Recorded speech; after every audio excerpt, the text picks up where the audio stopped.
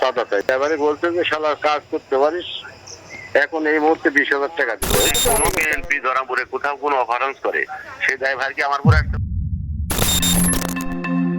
ইতিহাস বলে ক্ষমতার লড়াই সবসময় মসনদকে ঘিরে হয় না, কখনো কখনো একটি ছাল, এক টুকরো মাটি কিংবা সামান্যের তীচারাও হয়ে উঠতে পারে আধিপত্যের যুদ্ধক্ষেত্র। আর সেই যুদ্ধ যখন একই রাজনৈতিক পরিবারের ভেতরে শুরু হয়, তখন নীরবেই তৈরি হয় সবচেয়ে গভীর ক্ষত। নাটোরের বাগাতিপাড়া ডুমরয় খাল পুনর্খনন প্রকল্পকে ঘিরে এখন তৈরি হয়েছে তীব্র বিতর্ক। সরকারি নিয়মে অতিরিক্ত মাটি বিক্রির বৈধ ইজারা পান বিএনপি নেতা লতিফ সোনার, কিন্তু সেই ইজারা ঘিরেই শুরু হয় দ্বন্দ্বের নতুন অধ্যায়। অভিযোগ রয়েছে, একই ইউনিয়নের আরেক বিএনপি নেতা সাজদার রহমান প্রথমে মাটি বিক্রির পুনরায় দরপত্রের চেষ্টা করেন, পরেই স্থানীয় নেতাদের মাধ্যমে লতিফ সোনারের কাছ থেকে মাটি বিক্রির সত্ত্ব কিনে নেওয়ার উদ্যোগ নেন। তবে সরকারি নথিতে ইজারাদার হিসেবে লতিফ সোনারের নাম বহাল থাকায় পুরো সমঝোতা ভেঙে পড়ে, আর সেখান থেকে বিরোধ রূপ নেয় প্রকাশ্য সংঘাতে। লতিফ সোনারের দাবি, তাকে মাটি বিক্রি করতে বাধা দেওয়া হচ্ছে, চাঁদা দাবি করা হয়েছে, এমনকি চাঁদা না দেওয়ার কারণে তার এসকেভেটরের চালককেও মারধর করা হয়েছে। চাঁদা চাই।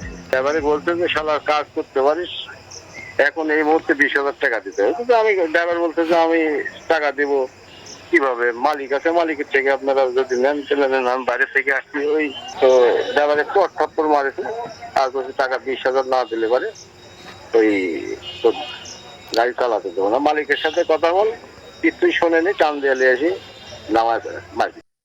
অন্যদিকে সাজদার রহমান এসব অভিযোগ অস্বীকার করেছেন, তবে টাকা দিয়ে ইজারা নেওয়ার চেষ্টা করেছিলেন বলে তিনি স্বীকার করেছেন। আজ থেকে প্রায় 1-2 মাস হলে আমার সাথে অসতবার কোনো কথাই চলে না। এটা তো ছাত্র দলের সবাই ছোট ছোট বাচ্চা তোরা, এরা সব ছাত্র দলে কেউ আই পাস করছে, কেউ ম্যাট্রিক পাস করছে, আমি বিএনপি করে। এখন আমি বিএনপির, আমি ধরেন একজন, আমি বিএনপি করি প্লাস আমি একজন বিএনপি একজন কর্মী হিসাবে, ওগুলাও আমার বিএনপির কর্মী। এখন যদি কোনো বিএনপি ধরা পড়ে কোথাও কোনো অফারেন্স করে সেই ড্রাইভার কি আমার পরে আসতে পারে ভাই বলেন? তাহলে এটা আমার মাথার উপরে আমাকে একটা অপবাদ সৃষ্টি করা, এটা তো লতিফ সোনার ঠিক হচ্ছে না।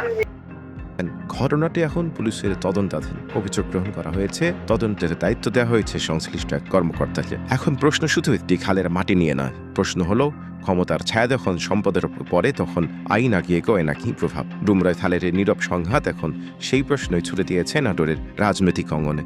তদন্তই বলে দেবে মাটির নিচে চাপা পড়ে আছে শুধুই কি বিরহতা নাকি আরো কোনো গভীর বাস্তবতা।